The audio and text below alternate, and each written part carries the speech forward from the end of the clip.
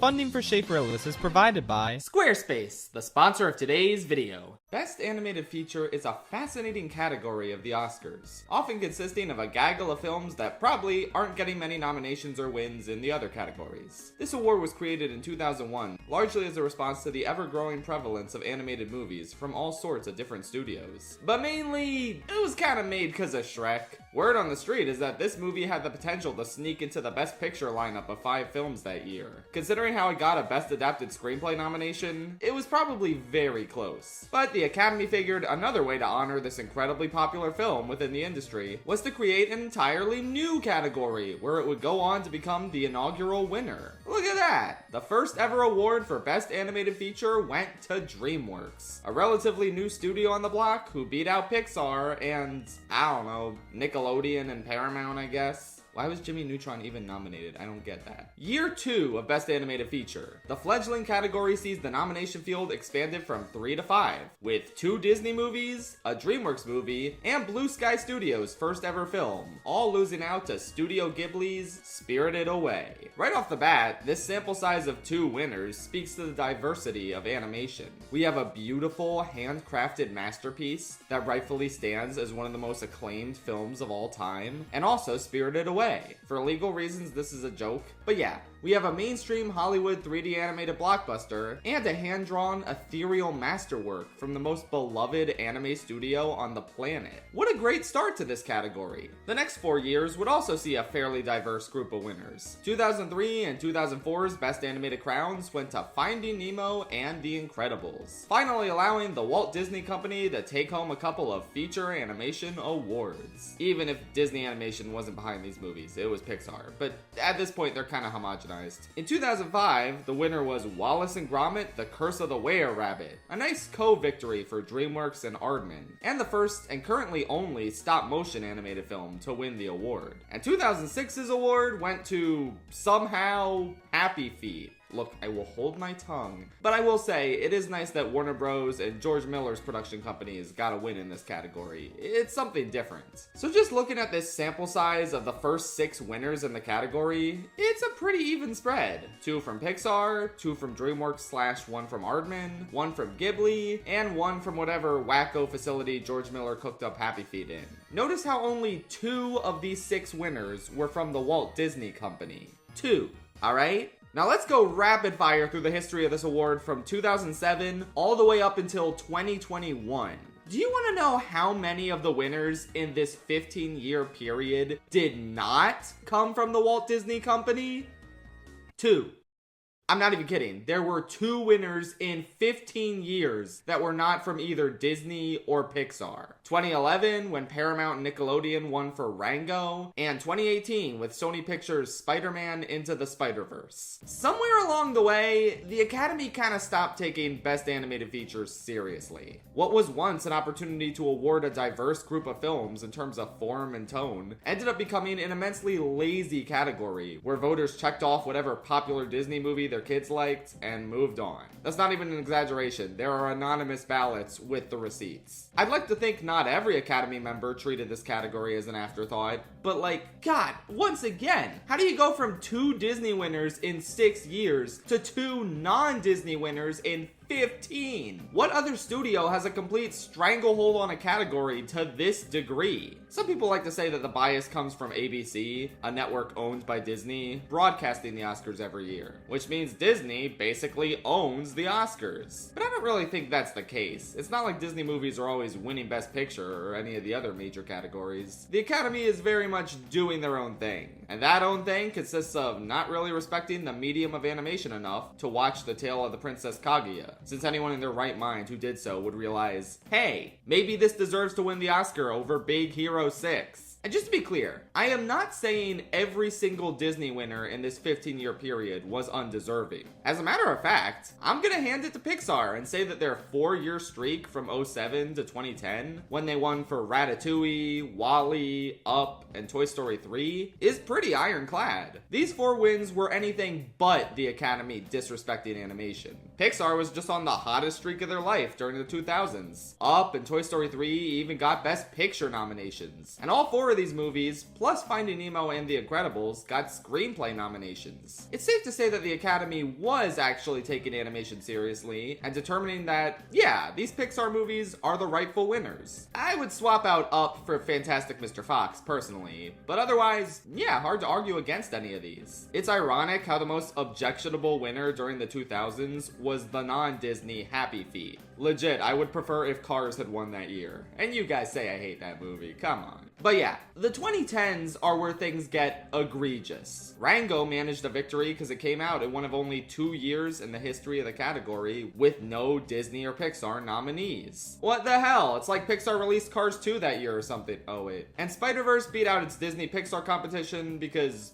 yeah, come on, there was no way it was losing that. As for everything else, there were a few unobjectionable Pixar classics this decade, like Inside Out and Coco. I don't think anyone's really mad to see those two win it big. Everything else might be a little kooky. Brave won in 2012, despite it being considerably less well received than past Pixar movies. This was certainly the first truly lazy feeling Pixar win. Like, in past years, the Academy might have been more inclined to give this award to Laika and their novel stop-motion Paranorman, or follow in the George Miller Happy Feet win footsteps and award popular director Tim Burton an Oscar for Frankenweenie, or give it to Aardman again for The Pirates, Band of Misfits. This was a big year for ignoring stop-motion in favor of Disney slop. We also had Disney gem, Wreck-It Ralph, rounding out the nominees. That would have made for a much better winner than Brave, but I don't think the Academy was ready to go all in on the gamer movie. Still, it's like Bowser said, "Roar! Wreck-It Ralph got robbed!" But don't worry, Disney Animation got their due with 3 wins of their own in the next 4 years. And all of them are at least a little bit eyebrow-raising. And I'll continue this saga in a bit. But first, let's discuss the saga of how easy it is to build an awesome website with Squarespace. Squarespace is a wonderful online website builder that enables you to create beautiful websites for your business or personal hobby. I adore how easy they make it to showcase your expertise and engage clients with video content on your website. You can make stunning video libraries and even monetize your content by adding a paywall. Perfect for online courses, exclusive tutorials, and premium workshops. If you want to get discovered fast, that's where integrated Squarespace SEO tools come in. Every website is optimized to be indexed with meta descriptions, an auto-generated sitemap, and more, letting you pop up more often on search engines and attract way more customers. Squarespace also offers lots of built-in donation tools. You can create a professional, on-brand website that makes it easy to accept one-time or recurring contributions, and engage your supporters. Use built-in email campaigns and marketing tools to connect with your community and inspire more people to support your cause. Check out squarespace.com/ShapeRealist for a free trial. And when you're ready to launch, use promo code ShapeRealist to save 10% off your first purchase of a website or domain. Frozen was a cultural phenomenon that was absolutely locked in for Best Original Song. So I suppose it would have looked a little awkward if they gave it that, but Best Animated Feature went to someone else. See also K-pop Demon Hunters. But Frozen isn't an amazing movie. It just happened to be the most popular one here. It can't help but feel like the Academy of old might have been more inclined to give this one to Miyazaki again for The Wind Rises, which was labeled as his final film before retirement. That didn't last, but you know. It's like Lilo and Stitch was extremely popular in 2002, but that wasn't enough to convince the Academy it should win over Spirited Away. The Wind Rises is no Spirited Away, let's get that clear. But Frozen is also no Lilo and Stitch. And that didn't stop it from winning because, boy, was it popular. It wasn't a poorly received film by critics or the industry by any means, but it still feels like a bit of a lazy choice to win. Still, I can understand where they were coming from. So anyway, the next year, Big Hero 6 won over How to Train Your Dragon 2, Song of the Sea, and The Tale of the Princess Kaguya. That was the real breaking point. The surest indication that we're just not treating this like a real category anymore. Big Hero 6 was a well-received film, but compared to the sheer acclaim less mainstream masterpieces like Song of the Sea and Princess Kaguya were getting, come on now. It's utterly ridiculous that Big Hero 6 won,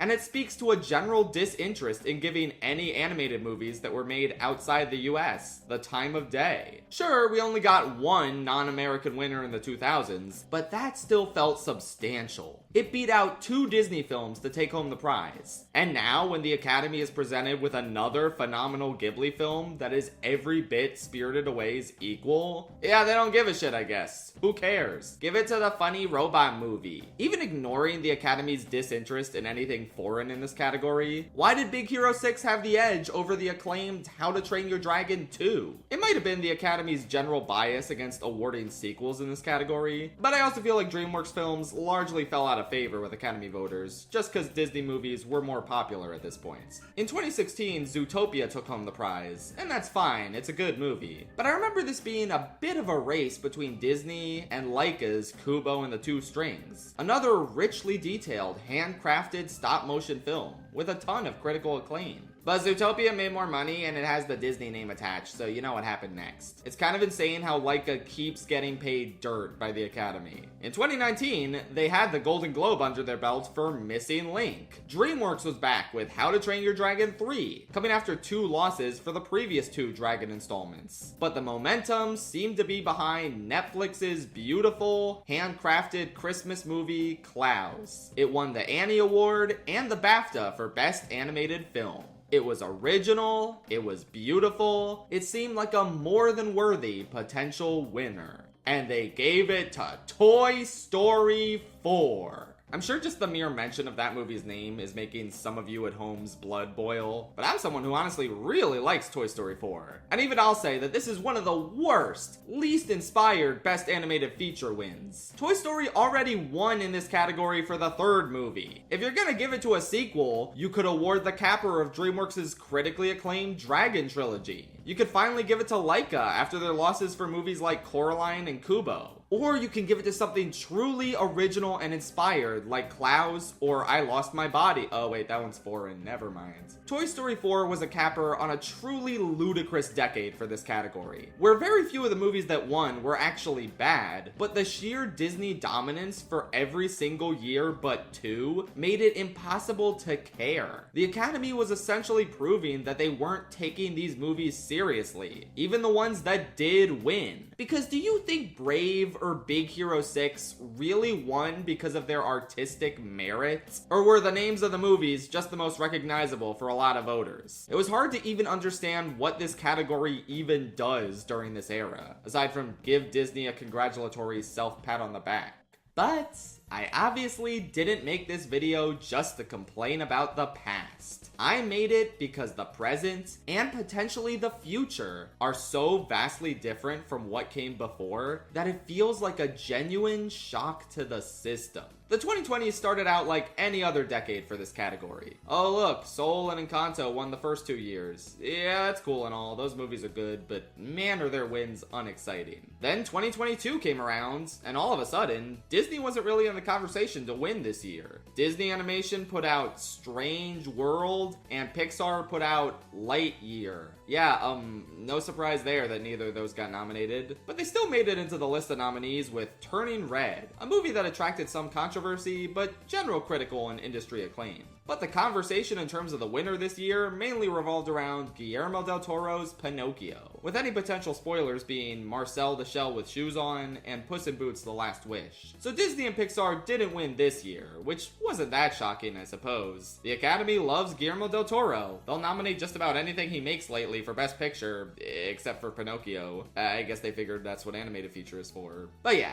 it seemed like this would just be a one-off and we'd be back to Disney Pixar business next year. But then 2023 rolled around, and despite Pixar's Elemental making it onto the list of nominees, it was kind of the weakest one here in terms of its critical reception. The conversation was entirely revolving around Miyazaki's latest swan song, The Boy and the Heron, facing off against Sony's latest installment in the Spider-Verse series, Across the Spider-Verse. And Boy and the Heron ended up taking it, becoming the first 2D animated and non-American winner in the category since Miyazaki's previous winner, Spirited Away, 21 years ago. Boy and the Heron was also the first PG-13 movie to ever win the Academy Award for Best Animated Feature. Kind of a far cry from the pretty homogenous Disney pictures that kept winning in the 2010s, no? But surely 2024 was Disney's year to bounce back. Inside Out 2 was a critically acclaimed sequel to a previous Best Animated Feature winner, and it went down as the highest grossing animated movie of all time, before Ne Zha 2 swiped that status half a year later. Still,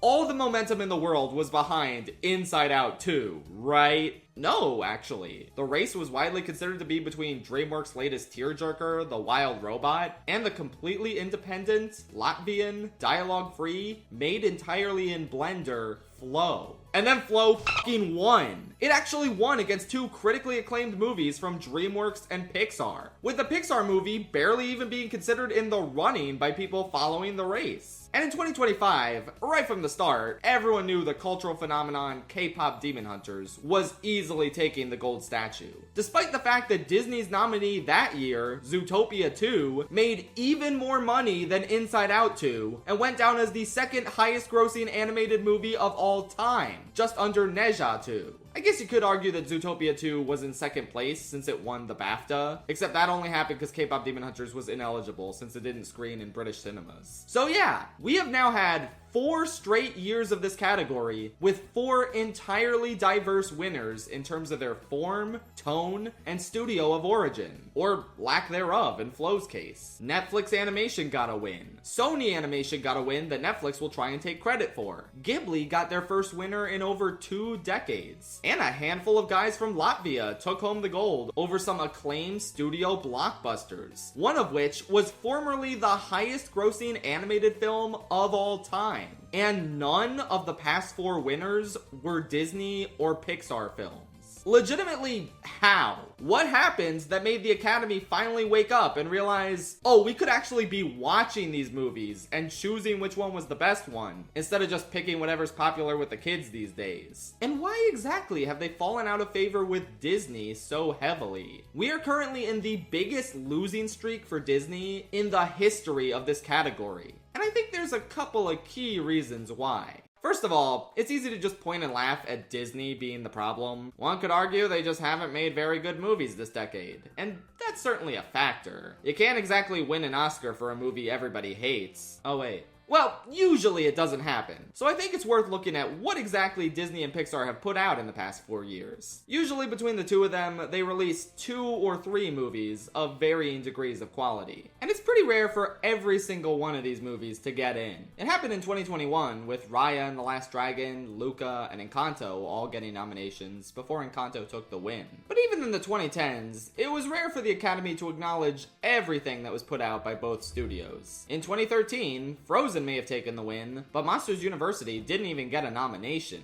Honestly, I would have taken that over Despicable Me 2 and The Croods, but whatever. 2015 and 2017 saw victories for Inside Out and Coco, but Pixar also put out The Good Dinosaur and Cars 3, respectively, in those years, and both of those got ignored by the Academy. 2016 had a double Disney whammy of the winner Zootopia and Moana being a nominee, but despite its immense financial success, Finding Dory didn't break into the category. And after often shunning Pixar movies this decade in favor of Disney animation, they flipped things around in 2019 when Toy Story 4 won, but Frozen 2 didn't even get nominated. One notable pattern to point out here is that the Academy just does not vibe with animated sequels that much. Toy Story is the one exception, as 2 of the franchise's sequels have won the award. But generally, they seem to only begrudgingly nominate sequels, and they never give them the big prize. So returning to the 2020s, Inside Out 2 and Zootopia 2 may have been critically acclaimed, and may have received a boatload of cash, but the Academy has never really taken the artistic merit of animated sequels that seriously. Again, it feels like they gave Toy Story 4 the award by accident. That's like the huge outlier here. Obviously, Across the Spider-Verse was widely considered to be the runner-up in 2023, but like,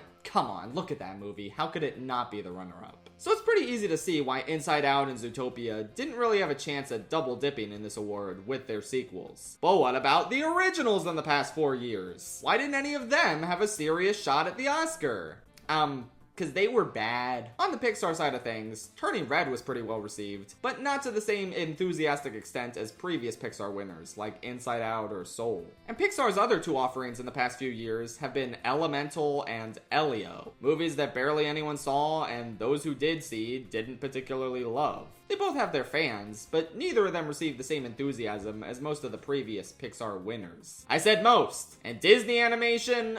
Forget about it. Honey, they put out Wish and Strange World. Everyone knows this studio has been washed for years, Zootopia 2 notwithstanding. I got really nervous when Wish got a Golden Globe nomination. Like, you better not, Academy. Thankfully, they didn't follow suit. Disney had a streak this decade of Strange World, Wish, and Moana 2 all coming out in a row and all blanking at the Academy Awards. A sharp contrast to last decade when they put out Frozen, Big Hero 6, and Zootopia in a row and won for all three of them. Essentially, Disney and Pixar have had a pretty divisive output with a ton of misses in the past 4 years. And when they do put out a critical and commercial hit, it's either a sequel that the Academy probably won't seriously consider in favor of something original, or it's Turning Red, which had the misfortune to go up against Guillermo del Toro. You're not beating him, just go home at this point. So that's the easy answer to why Disney fell out of favor with the Academy. Their movies aren't that good. But does that really explain things fully? Brave isn't very good, and that still won somehow. Movies like Frozen, Big Hero 6, and Toy Story 4 were critically acclaimed, but they have their detractors, and I simply can't see any of them winning in the 2020s. Okay, maybe Frozen, since K-pop Demon Hunters followed the same playbook, but still, Disney and Pixar's output has somewhat shifted towards the negative, especially Disney's. But I don't think it's so much that these two studios have changed. I think the Academy is the one who's changed. Literally, that's not even speculation. In recent years, the Academy has significantly shaken up their membership, adding a ton of younger and more international members to their ranks. They've more than doubled in size in the past few decades and made a significant effort to represent more countries and encompass more underrepresented communities. Every year, it seems like they expand internationally more and more, and you can easily notice the effect this has had on the top categories. Ever since 2018, there's always been at least one Best International Feature nominee in the running for Best Picture. Aside from 2020, but we were all off our game that year. 2019 even saw the first and currently only foreign Best Picture winner in Parasite. So it's abundantly clear that the younger and more diverse voting body of the Academy is having a significant impact in terms of the kind of films that get acknowledged. The consistent overlap between International Feature and Best Picture is the easiest place to notice this effect. But then you start to look at the stuff that's been winning Best Animated Feature lately, and it all sorta makes sense. The Boy and the Heron and Flow, quite frankly, never would have stood a chance in the 2010s. Not saying they aren't deserving of acknowledgement on the stage of the Academy Awards, but I'm just saying, the Big Hero 6 is better than Princess Kaguya crowd never would have given it to them.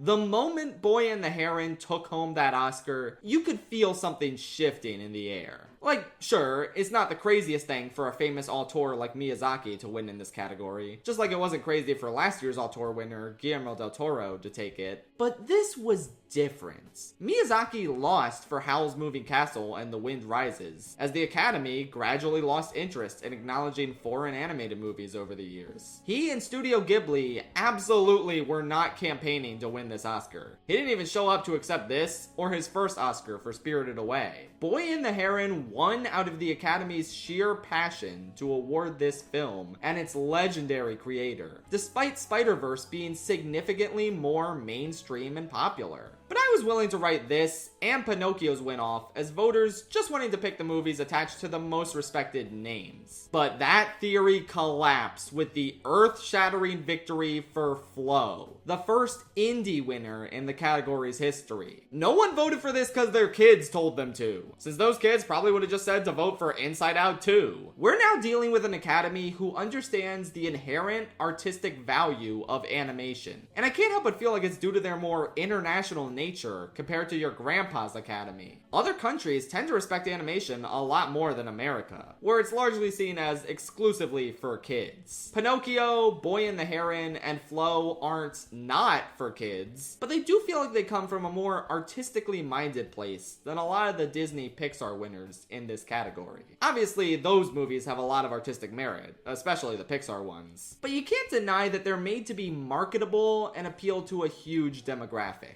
They are equal parts art and product. Whereas the recent batch of winners feel much more like they were solely created for art's sake. You don't see plushies of the cat from Flo lining store shelves like you do Elsa dolls or epic Miguel.png figurines. I think it's possible that this large group of new Academy members is a little tired of the over-commercialization of art and the consistent dominance Disney has had in this category for the 2 decades before they joined. But aside from the possible Disney fatigue, a lot of these arguments might not hold up when you look at K-pop Demon Hunters. Now that's the productiest winner all decade. You see this movie everywhere, and it's certainly arguable that its insane popularity is the main reason it won, rather than it being legitimately good enough to deserve to. Ultimately, I think it not only benefited from coming out in a very weak year for animation, but I also think it appealed to the Academy for how novel the concept was. It's fresh, it's fun, the songs are cultural phenomenons by themselves, and even though it's an American animated film, it's so entrenched in Korean culture that it doesn't feel as homogenized as previous American winners in this category. It's a pretty cool winner that acknowledges the great work Sony Animation has been putting in the past few years, and it's another diverse studio pick compared to the previous few. With this decade, we're finally getting back to how it was in the first 6 years of the 2000s, where they actually spread the wealth around. So far, we've gotten 1 Disney and 1 Pixar winner, on top of 1 Sony winner, 1 Netflix winner, 1 Ghibli winner, and 1 completely independent winner. None of these wins feel egregious or lazy, with Boy and the Heron and Flo being 2 of the most inspired in the category's history. It's such a far cry from the last decade that I can't help but feel hopeful for the future of this category. With that said, what is the future? Can Disney or Pixar reclaim their crown after this 4-year losing streak? I'm gonna be honest, yeah, obviously. Look, despite how hit or miss they've been lately, the Disney and Pixar brand names are too powerful. Of course they have the potential to strike back with an absolute banger that the Academy can't deny. Hell, Disney Animation Studios had a mixed output during the 2000s when the category was first unveiled, and it took them 13 years to finally win in this category with Frozen. It would be so foolish to say they're never gonna bounce back. With that said, damn, I don't know if that's gonna happen sometime soon or not. Hoppers and Toy Story 5 were both good, but in this Academy climate, I just don't know if they're gonna have enough momentum come award season. We obviously should never count out a Toy Story sequel, considering ever since this category was invented, they've been 2 for 2. But again, Toy Story 4 winning kind of feels like a lazy fluke in an era where the Academy still very much had a just give it to Pixar mentality. I don't think Toy Story 5 is gonna pull this off again.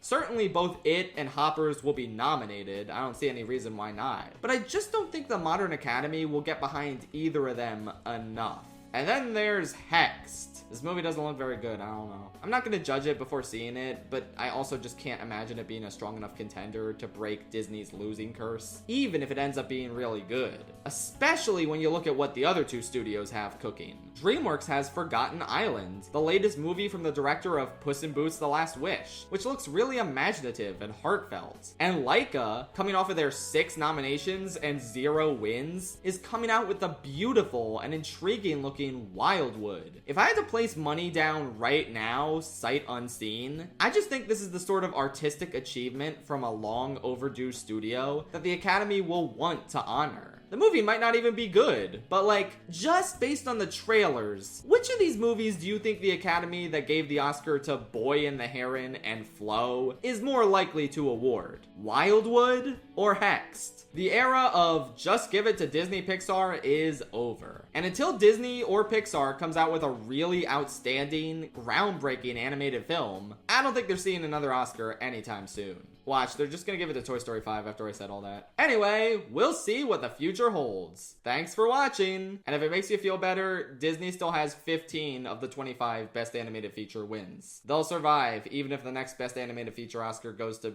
Animal Farm or some shit. Please do that, Academy. It would be really funny. Good night, Tri-State Area.